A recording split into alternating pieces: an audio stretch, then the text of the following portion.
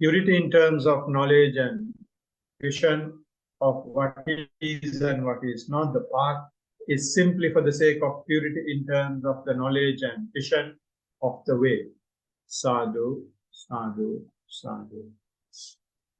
So for our weekly mindfulness meetings, which happens on every Tuesday, today is 24th October. We usually practice for 1.5 hours and then get into this listening to a talk and a discussion as prescribed by the Blessed One, which we call listening supportive factor and the discussion supportive factor. So for that, now for some time we have been discussing the discourse known as Ratha Vinita Sutta, or you call it Relay Chariot Discourse.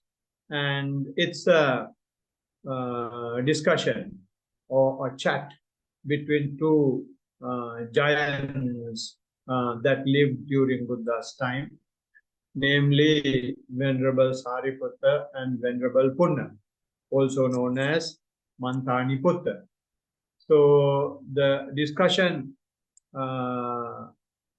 started because Buddha was praising the qualities that Venerable Punna was having.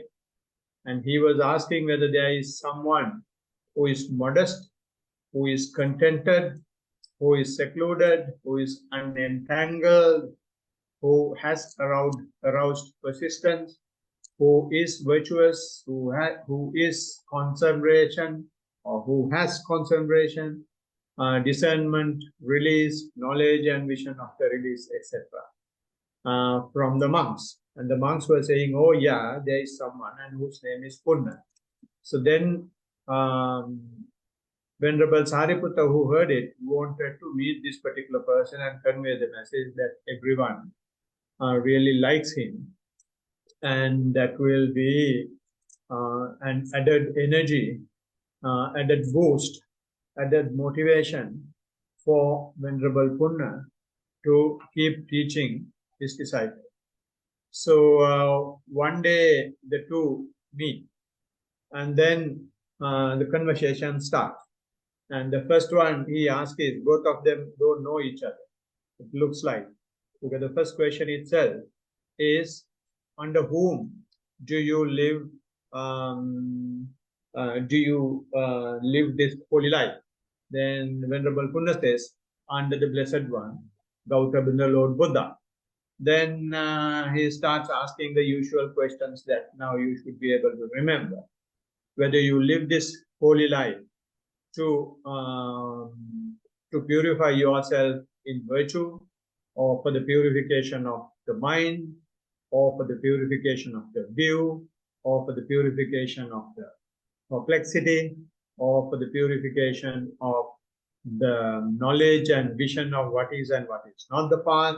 In other words, purification of the path, or whether it's the purification of the way, or whether it's knowledge, purification of the knowledge and vision itself. And then answer is, as you remember, no. And then he's asking, Venerable Sariputta is asking, why you live this holy life then? He says, for the sake of total unbinding through the lack of clinging. In other words, he wants to get rid of all this clinging he has in the 5 aggregates, right? So namely form, feelings, perception, mental volition, and consciousness. And to get rid of this clinging, only is living the holy life. Then Venerable Sariputta is putting the same question again from the point of view of total unbinding.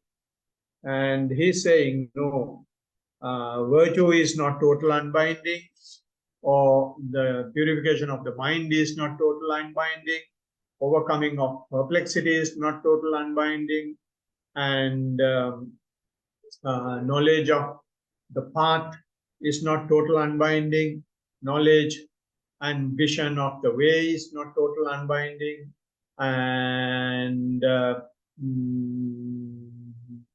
none of this, he said, were total unbinding. Then Venerable Punna did not allow Venerable Sariputta to ask another question. He gave a simile of this relay chariot, which you remember. And in the same way, he said, as one cart leads the king to the next one, and one helps the other. And he says, therefore, purity in terms of virtue is for the purity in terms of the mind. And purification of the mind is for the purification of the view. Purification of the view is for the purification of the perplexity.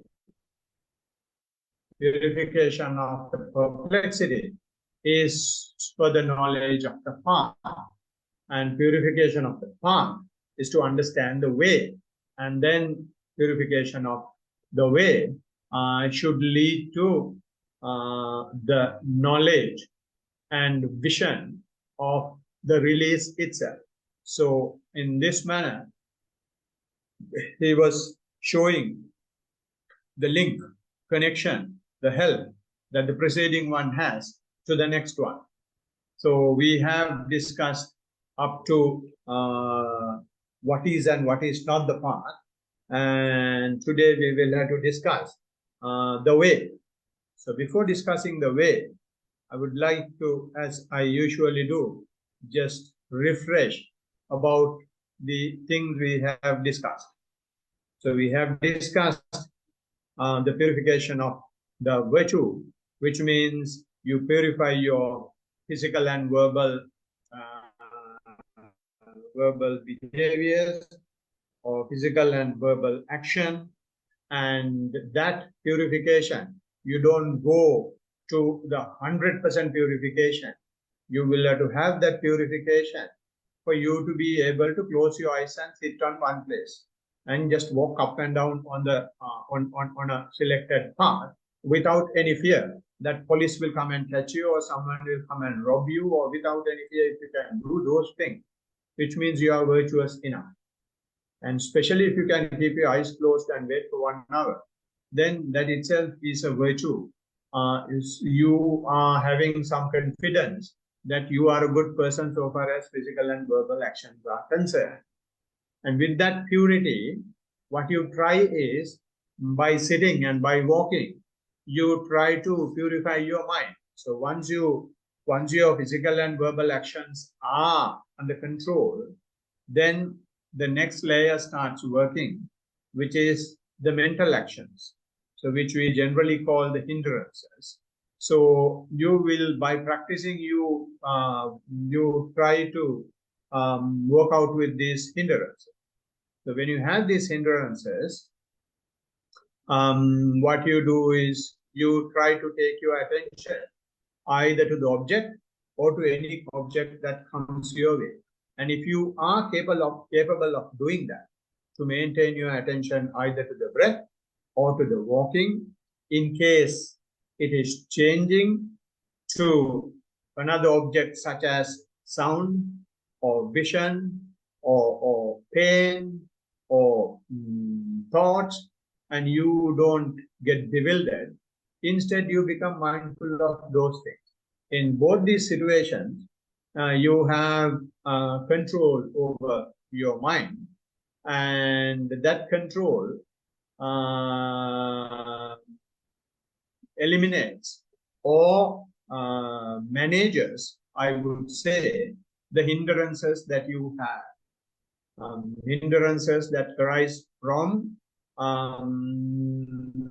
the good behavior so far as the physical and verbal actions are concerned. So now, to some extent, all your 3 doors are under guard. Your physical actions are under guard, verbal actions are under guard from virtue, and from the purification of the mind, to some extent, the mental actions are also under guard. So when you have this mental purification in this manner, the next thing is you will have to purify your view. Purifying view means you will have to give the real value to mindfulness. When you are practicing, our attention is most of the time is going on the object. You are trying to keep the object all the time. By trying to keep the object, what happens is you suppress the hindrances, and you may not appreciate the fact that you can be mindful or you can be concentrated when the object is changing.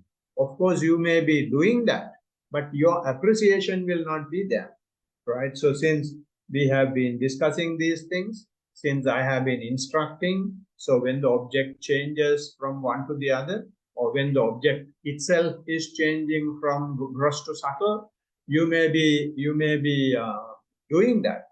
But the question is whether you have the appreciation of the fact that you do it. And that appreciation is the changing of the view, right? So when you change your view in that manner, what you start appreciating is the changing of your mind to different areas, mainly the 4 foundations of mindfulness. And what you appreciate is therefore the mindfulness. So changing your attitude towards appreciation of the mindfulness instead of being concentrated on one object is the change in the view. And when this change happens, it balances your spiritual faculties and it balances your energy faculties. You don't try invest a lot of energy in some or other holding or grabbing onto one object. You let the cows go and eat anywhere, but you just keep an eye on where they are going. Not that you tie the cow onto a particular post or a particular tree and let it eat only around that. No, you just let it go and you keep an eye. So like that, your attitude towards the practice will change, and that is known as the purification of the view. So when this purification of the view happens, the mind will not just keep silent. Mind will create, your mind gets more and more subtle because you are not just keeping your attention on one thing. The object itself, that one thing itself is changing and becoming subtler. And then it goes to deeper layers of our existence, which is from the form level, it goes to the mental level. And when it goes to the mental level, the mind is very active. When you are aware or when you know that the mind is very active, your attention is also very sharp. Your attention is also very subtle. So at this fast and intense mind activity level, it is very easy for the mind to bring out viruses, to bring out some germs and spread into your way of practicing or into your attitude. So that is because mind likes holding on to things. So mind will in different ways try to promote you, motivate you to hold on to one thing, right? So, and those things will arise as suspicions, as perplexities in the practice.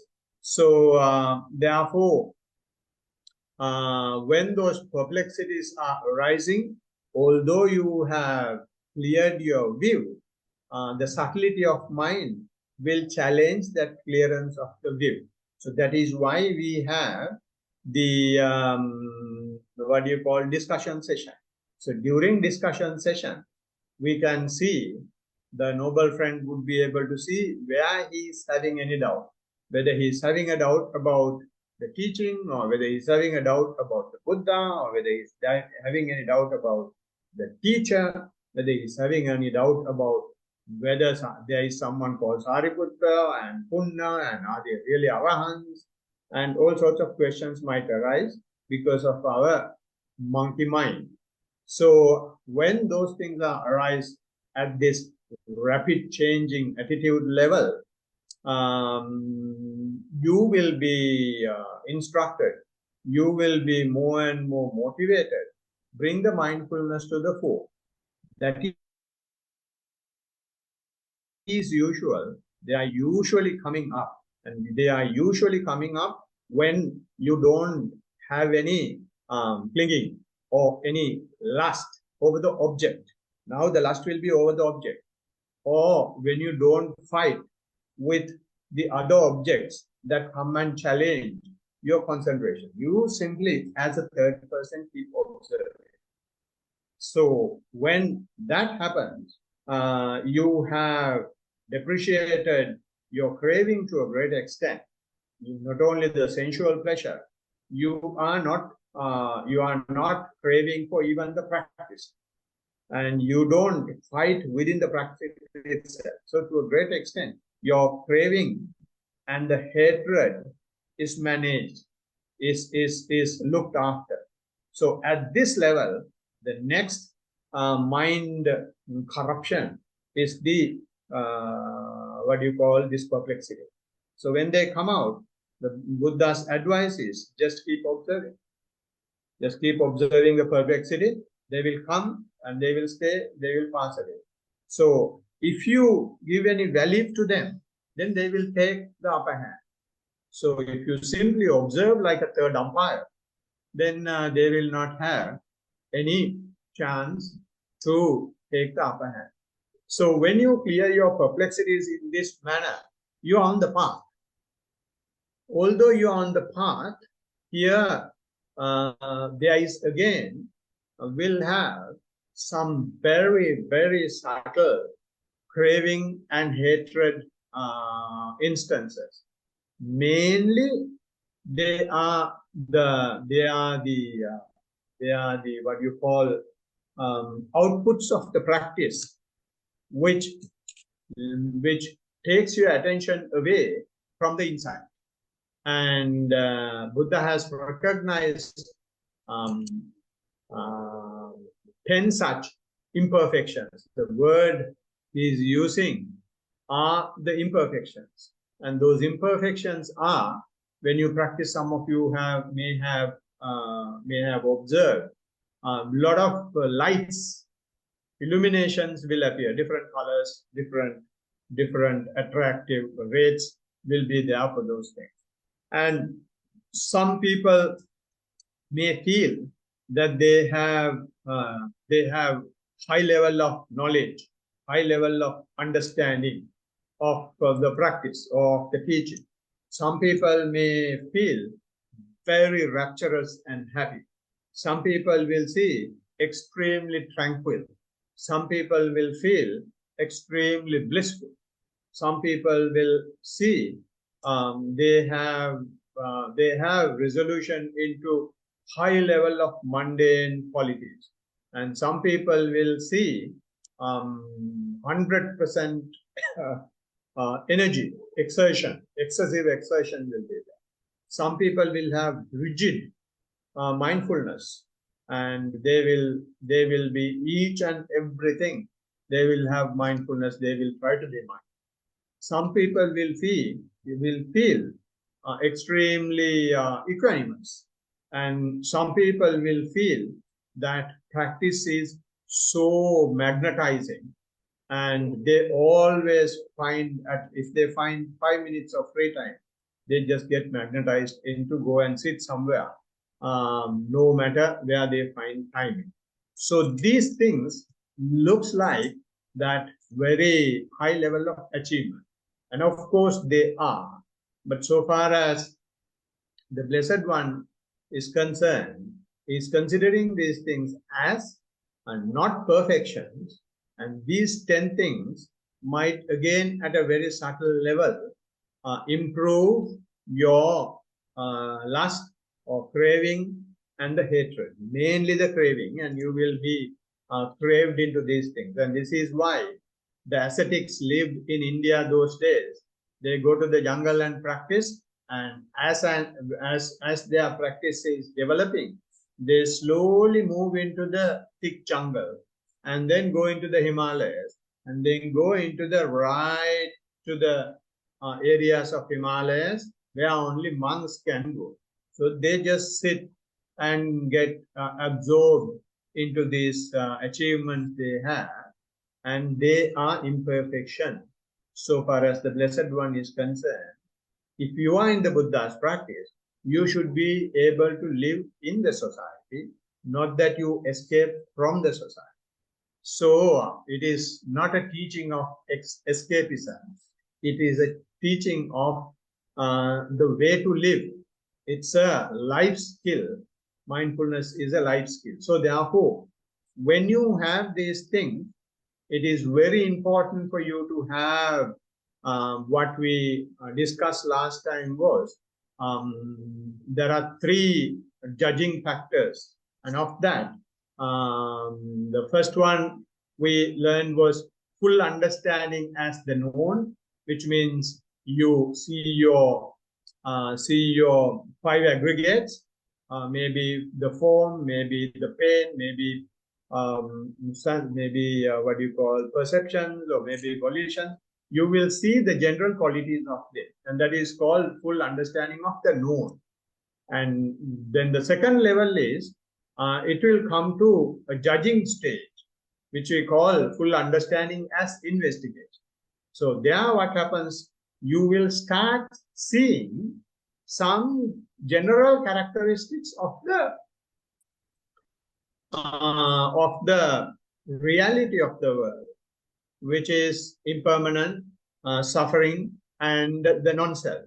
And the third level is full understanding of the abundant or abandoning, where you will see, you will not just see the general characteristics, you will see the real impermanence. And then you will also understand it is not just permanence, pleasure, and self that you were lured into, that you were stuck in the past. It is the opposite, and you will be in full understanding as abandoning.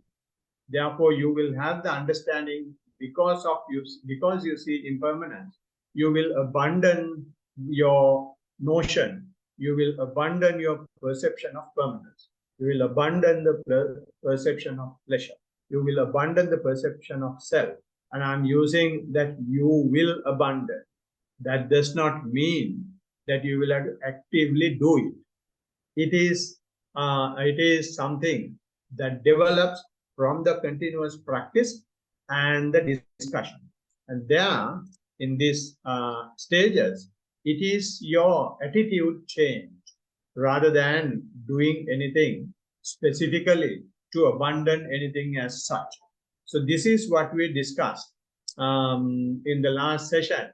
So this full understanding as investigation is playing a greater role in understanding these 10 imperfections and get away from the 10 imperfections.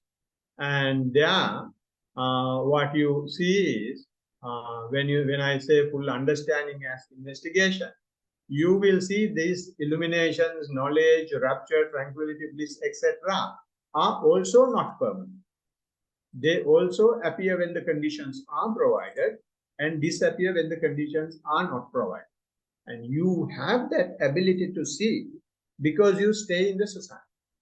If you don't stay in the society, if you identify that as yourself, you will try to go into the jungle, you will try to hide yourself, which means you are lured into these imperfections.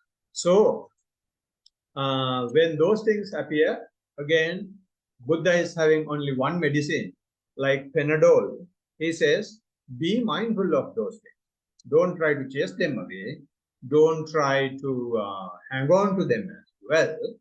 But when you are in bliss, just be aware that you are in bliss. When you have excessive exertion, just be aware that you have excessive energy. And when you feel that you are trying to be mindful of each and everything, Just be aware of that. So with that, the ignorance that you have in such instances will gradually fade away. So today, when you purify what is and what is not the path. So this is the point where you select the path. Although you have imperfections, you have full understanding of the as investigation, and you realize these things are also subject to impermanence, and you change your attitude just to observe them. And that purity puts you to the way that you will have to practice. So all this time, some purifications have happened to get to the real way that the Buddha has taught. And therefore, the next thing that we have got to discuss today is purity in terms of knowledge and vision of the way. And there are 9 stages in this. And those 9 stages are the knowledge of rise and fall, knowledge of dissolution, knowledge of appearance as terror, knowledge of danger, knowledge of dispassion, knowledge of desire for deliverance, knowledge of reflection, knowledge of equanimity of formation, and conformity knowledge. Of course, there are 9 with the last one. So today I will be taking the first one, which is knowledge of rise and fall. Right. So if I link this to the discussion we had, if we link this to the last topic we discussed, so if I link this to the discussion we had about the what is and what is not the path, what I mentioned was you will be observing impermanence. You will be getting used to impermanence. You will be getting used to suffering. You will be getting used to the non-self, right? So how you get used to this is, or rather when you get used to it, what you will over time realize is that since it is not impermanent, number one, and on the other hand, just because it is impermanent, not that it completely goes away as well, you have a nature of bubbling up and down. You have the nature of jumping up and down. You have the nature of rise and fall, right? So that nature is disruption to the continuity. All this time we have thought that everything is permanent, everything is concrete, made so solid, made out of diamond, made out of what you call platinum, and nothing will change. But because you have taken your mind so well into your physical and mental process, you start seeing everything is rising and falling.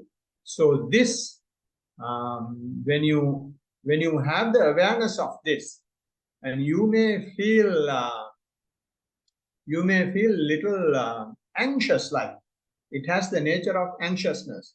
You may feel that you have hypertension, and you may feel that it is your body is bit abnormal, and it's very shaky, right? So, and if you go and see a doctor, good luck. That fellow will say you have some mental upset and take this medicine. But in fact, what has happened is your mind has perfectly and firmly come to your body. So when it firmly comes to your body, and you start seeing that this body is not permanent, and it has been impermanent ever since you were born, and ever since you have lived in the existence, if you believe anything as such that has existed in the past, it has been impermanent, but you are not seeing.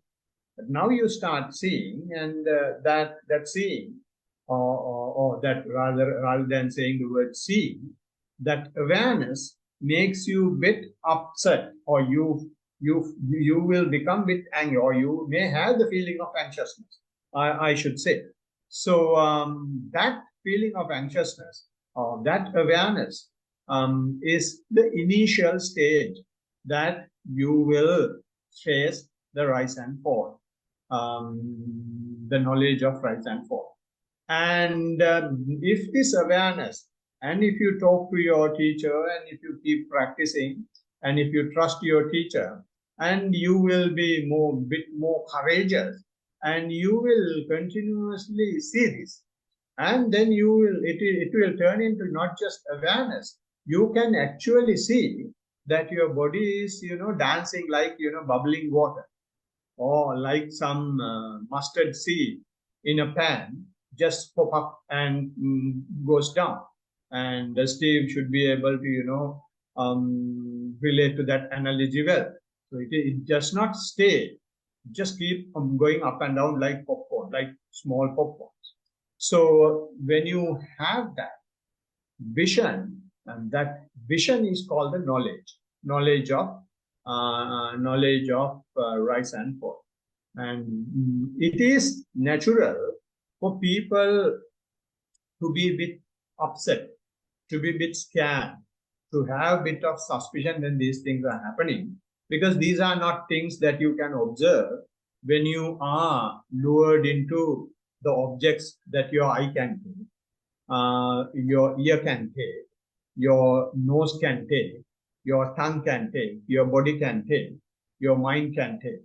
And when you are away from them, and when your attention is perfectly in the body or perfectly in the mind, you may be able to see these things, right? So again, the teacher will encourage you.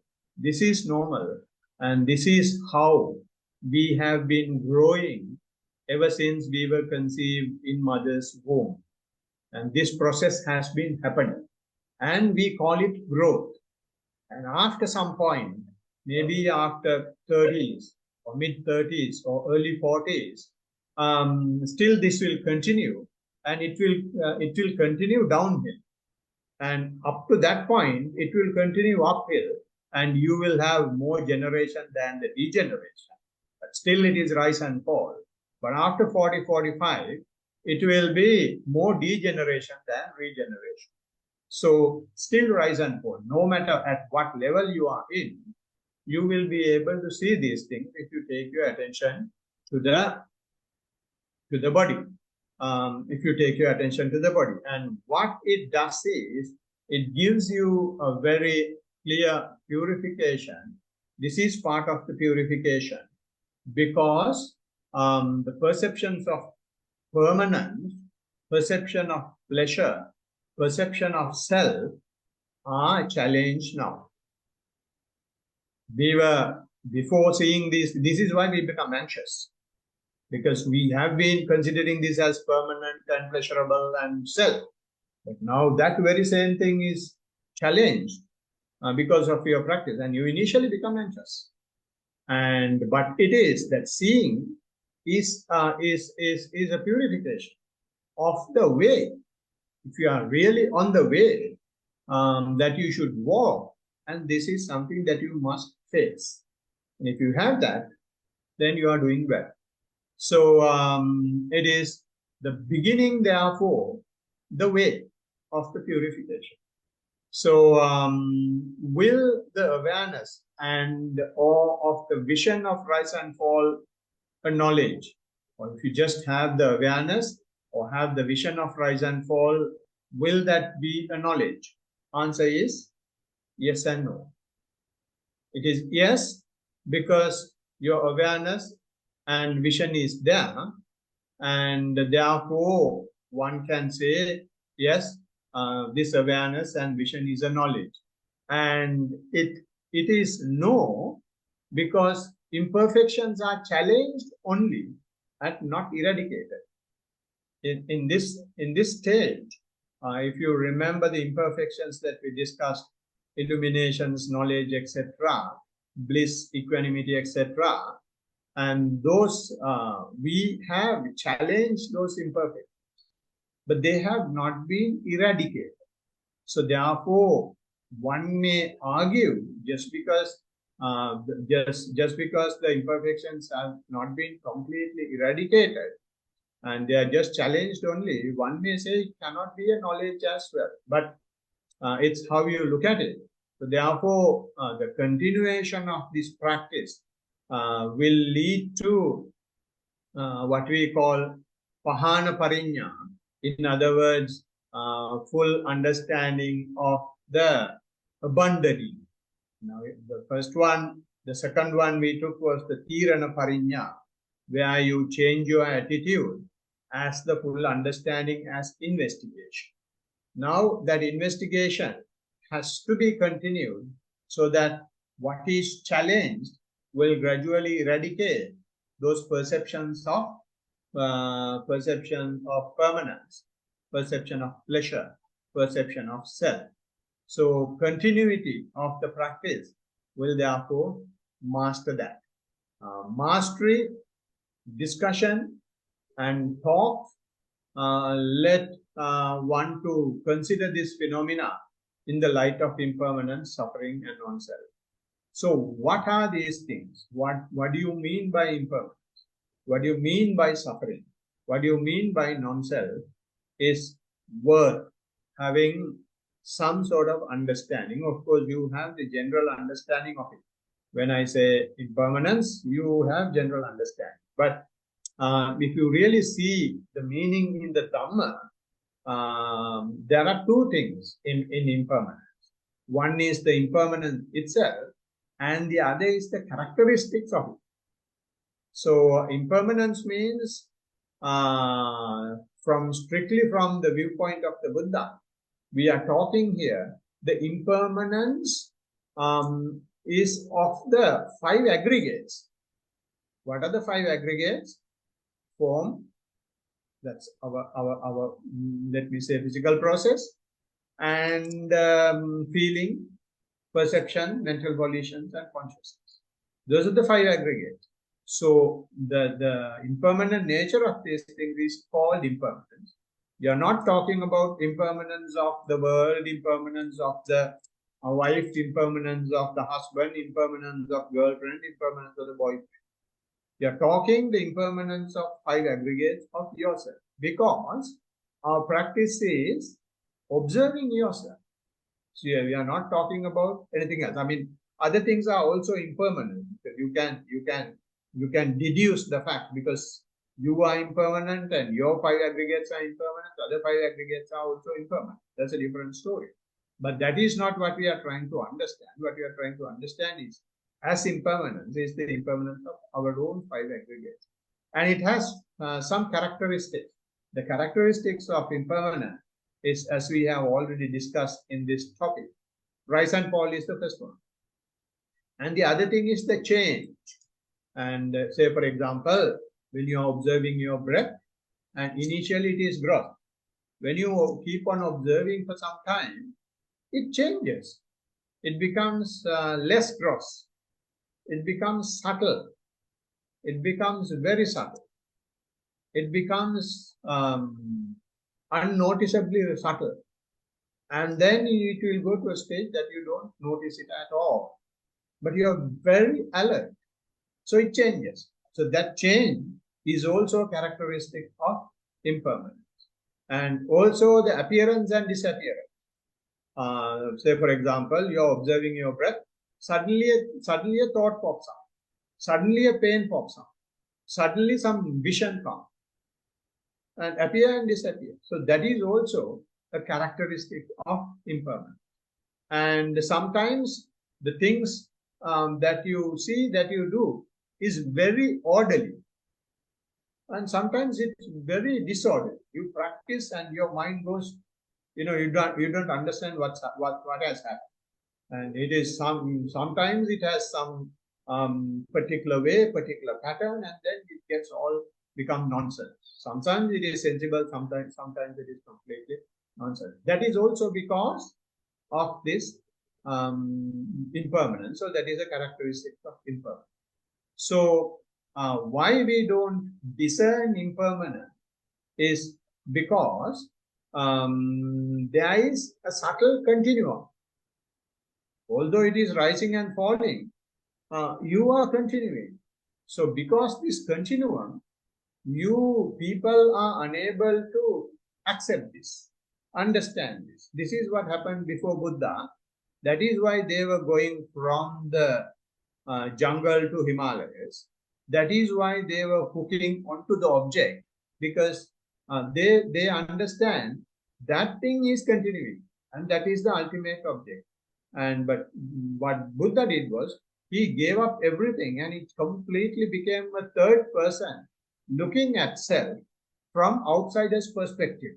And then he started seeing there is nothing here that stays as a continuum. It has only rising and falling. And therefore, because of this continuum nature, although it is there just before our very nose, we don't see it. And similarly, the suffering also has two sides, and suffering and its characteristics. So the definition of suffering is what is impermanent is suffering, very logical. If something is impermanent, naturally you can't have pleasure in there. So therefore the definition of suffering is what is impermanent is suffering. So in summary, Four Foundations of Mindfulness discourse says, in summary, suffering is the five aggregates, because impermanence is five aggregates. So the suffering is also five aggregates, nothing else. So the characteristics of suffering is because of this continuous rise and fall, it creates some oppression. It creates some continuing friction. It creates some continuing burning. It creates some continuing spark because of the rise and fall. Let's say, for example, if a chain is rotating on a wheel, that wheel cogs are always, the chain is always going on the, I don't know whether it's the right word, cog. Then because of the friction of the touching of the two, it will create some oppression, it will create some friction, it will create some burning. And that is there even in our body. And that is why people say, when they keep on working for some time, they get completely get away from the rest of the world, whether they like it or not. They get obsessed with the work, and as a result, mind can't go to the work. Mind will come and stay in your body, and then you start feeling this burning. And then bosses are creating so many things to get rid of burning. Nobody can get rid of burning. Only thing that you can do is, when the burning is there, accept that there is burning. When the friction is there, you accept that there is friction. When you feel that you are depressed, accept that you are depressed. That's all you have got to do. They are characteristics of suffering. And but what we do is, instead of understanding, although you see it just before your nose, you try to react to it. What Blessed One says is, trying to react to itself is putting fuel to the burning fire. Instead, if you want to really throw water, just observe it. Don't react. It is hard to observe, but possible. And when you get used to it, there is nothing better. So these are, therefore, when you say suffering, suffering is also having two sides, which is suffering and the characteristics of suffering. And why you don't discern the characteristics of suffering or the suffering is because you always have a mental volition that mental volition isn't challenged. Since there is, when you have something happening that creates suffering, you go and see a doctor, or you go and see some psychic, so you go and see somebody and ask them to do something for you. You don't challenge that with your mindfulness, but with mindfulness, you challenge the mental volition. And when you challenge the mental volition, you start seeing the suffering nature. So when you are mindful, don't expect anything peaceful. you will see suffering only. But when you see suffering, it is not a problem that you have created. You have seen the problem. So seeing the problem, and if you are smart, you will take that as the answer and continue to be mindful of suffering. So when you are continuously with non-reaction mentality observing, suffering will not stand a chance. So suffering, how we avoid suffering in simple terms, the Blessed One says, we have constant suffering. How we avoid this? By changing the posture. We go from sitting to walking. Or when we are sitting in one posture, you shake your bum, you shake your butt, and then or bend your knee differently, or bend your back, and you change the posture, and you try to escape from the suffering. So if you go to non-self, similarly, non-self is also having two sides, non-self itself and the characteristics of non-self. And the definition of non-self is, what is suffering is not self. Simple as that. If what you have is suffering, and you should be a real fool to say that it is me. That is how the Blessed One is defining. That is how the Blessed One is motivating us to see the suffering. So more you see the suffering, more you get close to the suffering, more you become more and more mindful to the suffering, then you are challenging self itself. Then you get close to experiencing non-self rather than the intellectual understanding of the non-self. Right? So by coming to the awareness and the knowledge of rise and fall itself is to a greater degree you have seen non-self. If you don't see non-self, you will never see rise and fall. So therefore, you haven't done anything to understand these things. Only thing you have done is you have stopped non-reaction, or you have stopped reaction and simply has been observing.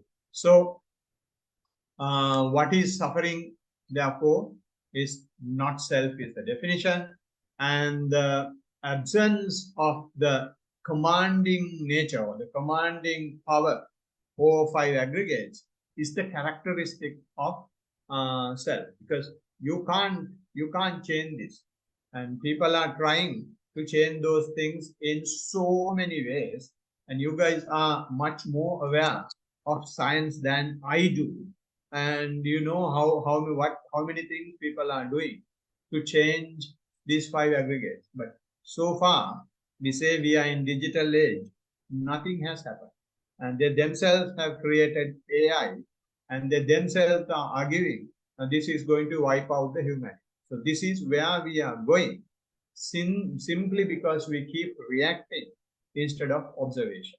So we are not going for AI, we are going for NI, which is the natural intelligence, or RI, which is the reality intelligence. So this is Buddha's intelligence and not artificial. There is nothing artificial. You simply see what you have. So why you don't see this non-self is because of, Buddha says, lack of sensitivity. And when something happens, you take that as the whole. You don't see as constituents of different things. You take it as a man, you take it as a woman, you take it as the boss, you take it as a child. So you take it as a whole, and therefore you don't see that there is no self there. And when you see an activity, and that activity also, that particular act also, you take as an act, instead of that act is having so many stages. So for example, eating, for example, drinking, for example, walking. All these things are not just one thing, but you take those, okay, walking, sitting, that is how we talk. That is how the languages have been designed and developed. And that is how our minds have been, what you call, conditioned to understand that there is self. And if you practice, you will see even the object as as a whole. And that is why you will move to hold on to the subtle object. You will have to go away from the society. So I suppose you have understood something about rise and fall, and what rise and fall is gradually trying to show you, and why we consider this as part of the way is because Buddha is trying to teach us gradually that the things are impermanent, things are not, things are suffering, things are not self, and rise and fall is the gateway to it. So hope this has helped your practice. So we are really, really lucky to see this extremely rare teaching still that is available, and moreover, still there are people practicing, and moreover, still there are people who are reaping the benefit of it. So may you all be able to reap the benefit of this wonderful Dhamma. Blessings of the Triple Chest. Sadhu, sadhu, sadhu. Thank you so much. And others also should say sadhu. That's the way when a talk is ended, how you greet the teacher. I'm just kidding. Don't worry. That's it. And all right. So we can go for some questions, challenges, any complaints if you have. Thank you very much for joining, Peter, after a long, long time.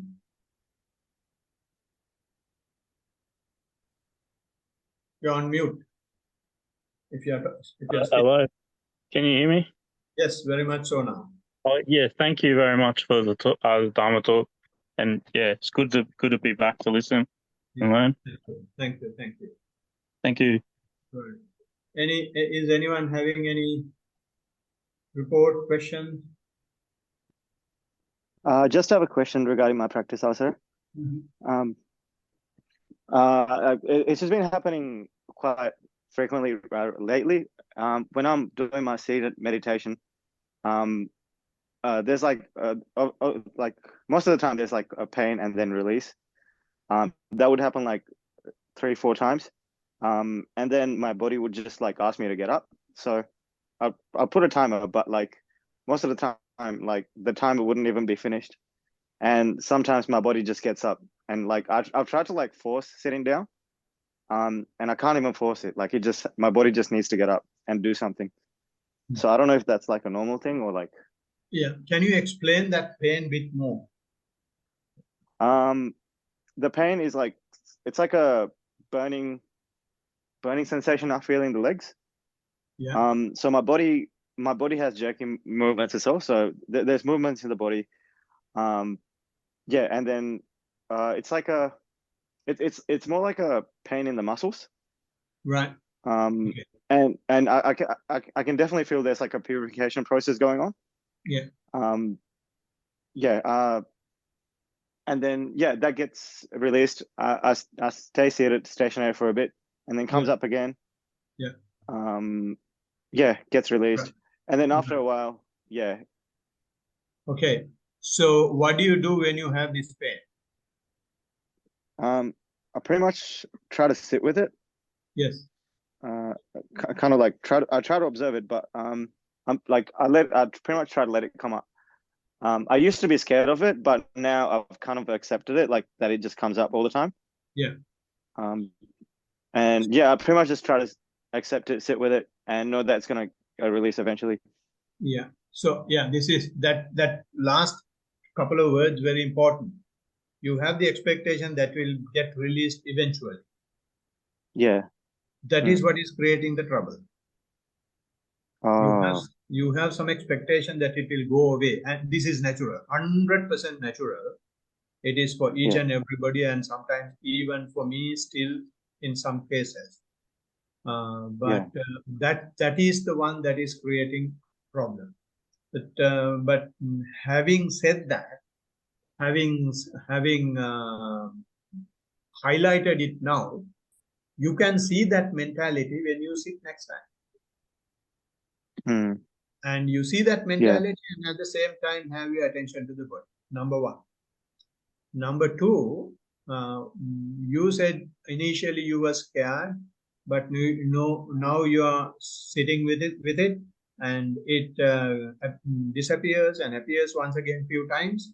That itself is an improvement. Yeah. So when you come Yeah. to this stage, you can't force it. You can't. You will not do this overnight.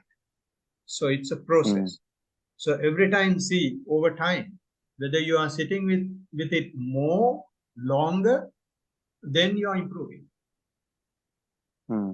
Right? So next time, Yeah. what I would suggest is, when the pain is there, if you can be mindful and try to go to the epicenter of the pain and try to see the devil and ask the, when I say the devil, it's not really devil as such.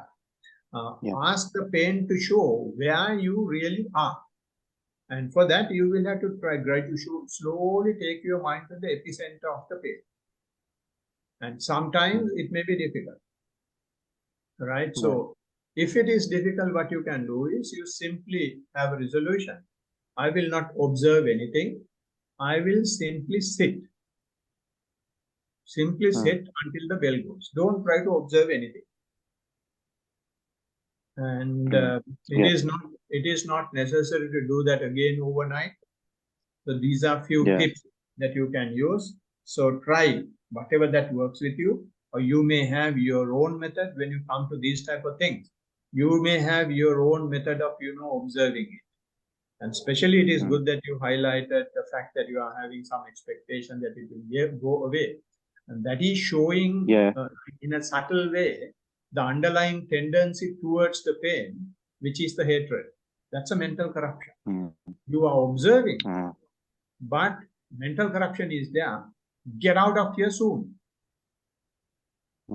Yeah. So this is why it's more like I have these like expectations as well, like because it's always like, oh, where's my life going? Where's my life going? Kind of thing. Yeah. So that's kind of ingrained in my brain as well. So yeah. So my body's always saying, oh, like, I got this, like, do this now, do this. So when I do the walking meditation, it's like another I feel like when I get more aware of my body kind of like has this voice that goes, oh, I know what I'm doing, kind of thing. Yeah.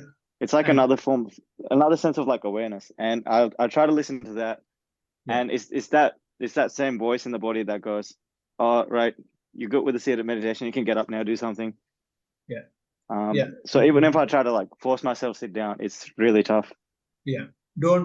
At your age, I don't think, if it's a really struggle, don't try to force yourself. The reason is you are having completely a different biochemical system in this age compared to ours. So your body requires a lot of other things, and you are doing this practice while living in the society. You are not in a jungle. You are not in a temple. You are not in a monastery. So if you are in such a setup, then it may be a different story. But I'm not saying it will be. But at home and in the society, it's even worse. But still, you are practicing. You are continuing with it. So therefore, don't try to push too much, and don't try to give it in as well at the same time. Very slowly, very gradually, we will have to march. So from what you say, so far as I am concerned, you are going forward. Yeah. So, thank you, sir.